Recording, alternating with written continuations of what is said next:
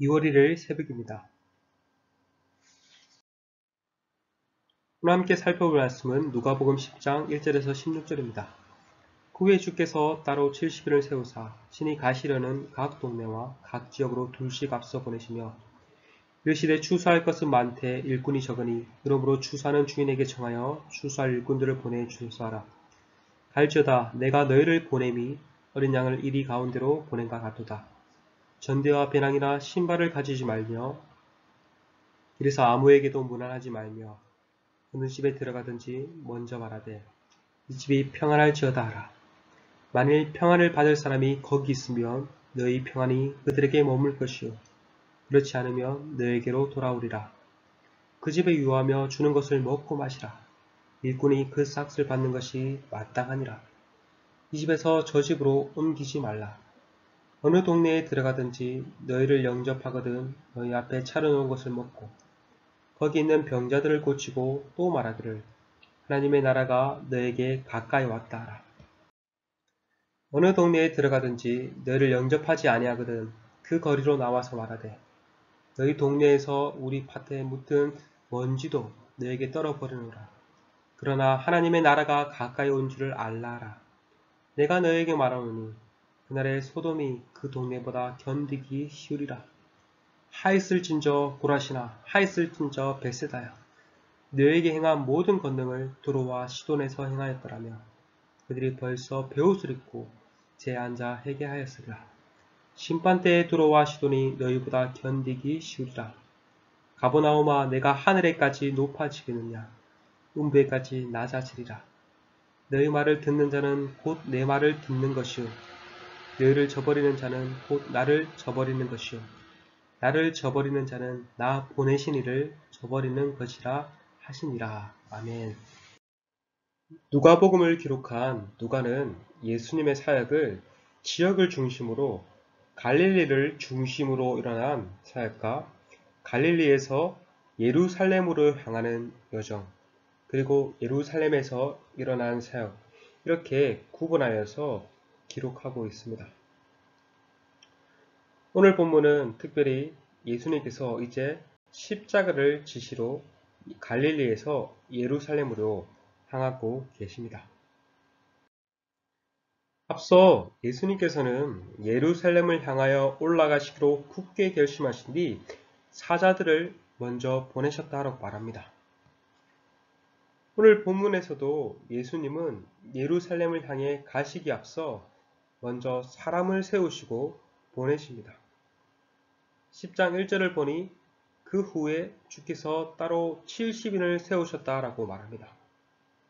따로 70인을 세우셨다라는 말은 12제자 외에 70명의 제자, 70명의 전도대를 세우셨다는 말입니다. 예수께서 이 70인을 어디로 보내셨다라고 말합니까? 친히 가시려는 각 동네와 각 지역으로 둘씩 앞서 보내셨다라고 말합니다. 이것은 예수님께서 앞으로 가시게 될 지역에 앞서 보내신 것입니다. 복음의 선발대로 보내신 것이죠. 이렇게 함으로 사람들의 마음의 문을 열고 예수님께서 이후에 전하실 복음을 쉽게 받아들이도록 준비시키신 것입니다. 예수님은 이러한 현재의 상황을 가리켜 추수의 때라고 말씀하십니다. 70인들을 향해 추수할 영혼들은 많은데 일꾼들이 적으니 추수할 주인, 곧 하나님 아버지께 추수할 일꾼을 보내달라고 기도하라고 말씀하셨습니다. 그만큼 시대가 악하고 그만큼 많은 일꾼들이 필요하다는 말입니다. 시대가 악하다는 것은 다른 의미로 말하면 그만큼 추수할 영혼들이 많다는 것을 의미합니다. 우리나라에도 이전에 비해 점점 복음화율이 줄어들고 있다고 합니다. 이러한 사실은 참으로 안타까운 일이죠.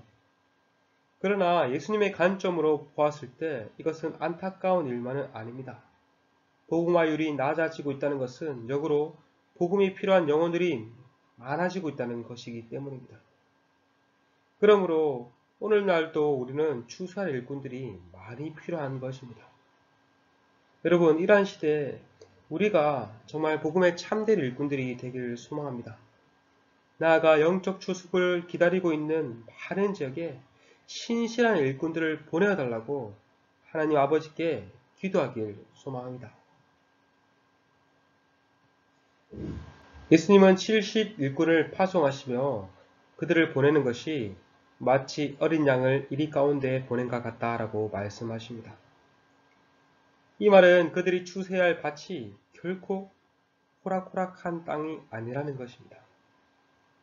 복음을 전하면 많은 무리들이 주께 나오길 기대하지만 결코 그 현실은 쉽지 않을 것을 말씀하십니다. 많은 거부가 있을 것이며 많은 반대가 있을 것이며 심지어 핍박과 목숨을 내어놓는 순교가 있을 것을 말씀하십니다. 영적 전쟁터인 것이죠. 주님은 이러한 영적 전쟁터로 70인을 보내시면서 몇 가지 규칙을 알려주십니다. 사절에 전대나 배낭이나 신발을 가지지 말라라고 말씀하십니다. 이것은 복음을 전하는데 불필요한 것들은 최소화라는 말씀이죠. 하지만 더 나아가 이것은 모든 필요를 채우시고 공급하시는 하나님만을 의지하라는 말입니다. 많은 돈을 가지고 또 여행에 필요한 많은 것들을 넉넉하게 가지고 나아가기보다 최소한의 것만 가지고 나아가 그때그때마다 하나님을 의지하라는 말입니다. 또한 나아가 이것은 하나님께서 복음을 전하는 자들의 모든 필요를 책임져 주시겠다는 약속이기도 합니다. 하나님만을 의지하라. 하나님께서 모든 것들을 책임져 주신다. 이것이야말로 복음 전파자가 기억해야 할 중요한 사실입니다. 나아가 이것은 오늘날 우리 또한 기억해야 할 중요한 말입니다. 우리는 우리의 그 무엇이 아니라 하나님만을 의지해야 합니다. 예수님께서도 기도를 가르쳐 주시며 뭐라고 말씀하셨습니까? 일주일의 양식이 아니라 일용할 양식만을 구하라고 가르치지 않으셨습니까? 이 말은 날마다 하나님을 의지하라는 말입니다. 이처럼 하나님은 날마다 우리가 하나님만을 의지하기를 원하십니다. 뿐만 아니라 그러한 날마다 하나님을 의지하는 자에게 하나님께서 그의 삶을 나머지 것들을 책임져 주시겠다고 말씀하십니다. 너희는 먼저 그의 나라와 그의 의를 구하라. 그리하면 이 모든 것을 너에게 더하시리라.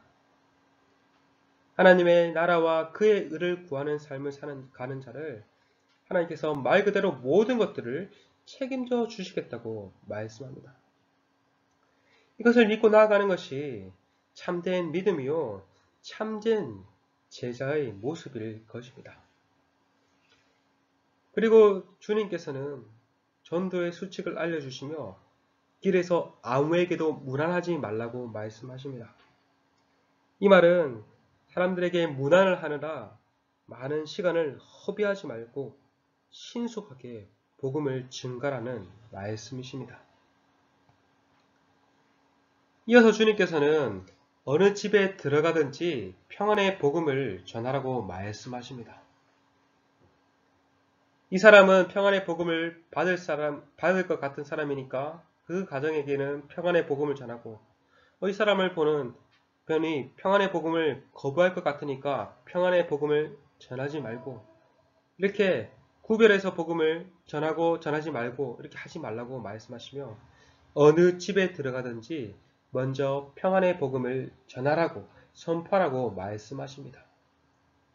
그때 만일 그 집에 평안의 복음을 받을 사람이 있다면 그에게 평안이 임할 것이요, 그러한 것이 받을 자격이 없는 자가 있다면 그들에게 돌아올 것이라고 말씀합니다. 이 말은 복음의 능력은 복음을 전하는 자에게서 나오는 것이 아니라는 말씀입니다. 그것은 어디서 나옵니까? 오직 하나님께서 은혜를 베푸고자 하는 자에게 복음이 주어진다는 것이죠. 복음을 전하는 자의 말을 통해서 역사하시나 은혜와 평강을 베푸시는 분은 어디까지나 하나님이시라는 사실을 말합니다. 그러하기에 복음 전파자는 복음을 전함에 있어서도 늘 하나님만을 의지해야 할 것입니다. 또한 복음 전파자는 이곳저곳을 기웃거릴 것이 아니라 한 집에서 유하며 그 사람이 주는 것을 먹고 마시라고 말합니다. 이 집 저 집 옮겨 다니지 말라라고 말씀합니다. 이 말은 온 마음과 정성을 다해 집중해서 복음을 전하라는 말입니다. 여기서 조금 저기서 조금 이렇게 하지 말고 정말 집중해서 영혼을 보호하고 영혼에게 복음을 전하라는 말씀이죠. 그렇게 할 때 복음의 능력이 나타난다는 말입니다.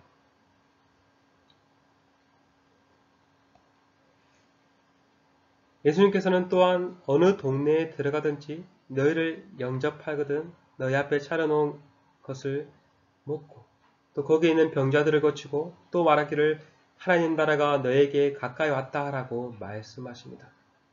복음의 일꾼으로서 받아들이는 자의 것들을 잘 먹고 마음껏 고치고 하나님 나라의 복음을 전하라는 말씀이죠. 그들을 영접하는 자도 있겠지만 영접하지 않을 자도 있을 것이라고 말씀합니다. 그들을 영접하여서 제자들의 필요를 채우는 사람도 있겠지만 영접하지 않고 그들을 완강하게 거부하는 자도 있을 것입니다.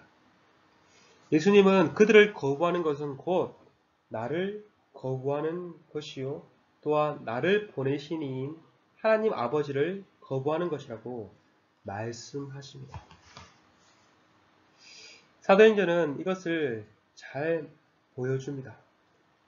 바울이 복음을 전했을 때 늘 두 가지 반응이 나타났습니다. 바울이 전하는 복음을 듣고 기쁨으로 주님을 영접하는 부류가 있었던 반면 바울이 전한 복음을 듣고 바울을 비방하고 심지어 바울을 죽이고 핍박하는 자들이 있었습니다. 똑같은 복음을 듣고도 완전히 다른 반응을 나타내었던 것이죠. 그렇습니다. 여러분, 온전한 복음이 선포되는 곳에는 늘 두 가지 반응이 나타납니다.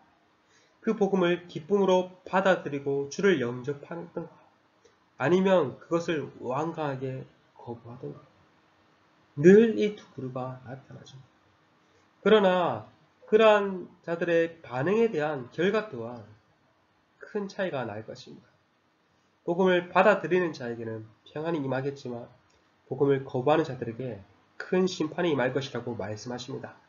특별히 오늘 본문 10절부터 15절은 영접하지 않은 자들에게 임하게 될 심판을 경고하십니다.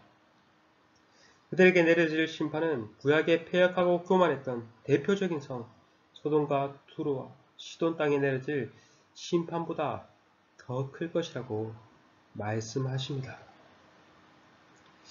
여러분, 예수님께서는 이 70인에게 그저 복음을 전하라고 말씀하십니다. 영접할 자, 영접하지 않을 자 이렇게 판단하고 구분해서 복음을 전하라고 말씀하지 않고 어느 곳에든지 어느 마을에 들어가든지 일단 하나님 나라가 가까이 왔음을 하나님 나라의 복음을 전하라고 말씀하십니다. 여기까지가 그들의 책임이요 역할이라는 것이죠. 복음을 받아들이고 받아들이지 않고는 그들이 책임질 일이 아니라고 말씀하신 것입니다. 그렇다면 우리 또한 이것을 기억하며 부지런히 복음을 전할 책임이 있음을 알 수 있습니다. 하나님은 특별히 오늘날 우리들을 중국 우시 땅에 전도대로 70인 전도단으로 파송하셨습니다. 우리의 직장과 사업장으로 파송하셨습니다. 우리는 늘 이 사실을 기억하고 복음의 접촉점을 마련하기를 힘써야 할 것입니다. 뿐만 아니라 지혜롭게 복음을 전해야 할 것입니다. 해외라는 특수한 상황이라 복음을 안 전해도 된다? 이것은 잘못된 생각입니다. 우리 교회는 새신자가 가만히 있으니까 오니까 전도 안 해도 된다? 이것은 건강하지 못한 생각입니다. 예수님의 제자로 부름받은 모든 자들은 복음을 전할 중요한 책임, 막중할 책임이 있습니다. 여러분, 올 한 해 정말 한 영혼이라도 우리가 품고 올해가 가기 전에 우리의 섬김과 우리의 복음 증거를 통해서 그들이 정말 주님께 돌아오는 귀한 역사가 일어나길 간절히 소망합니다.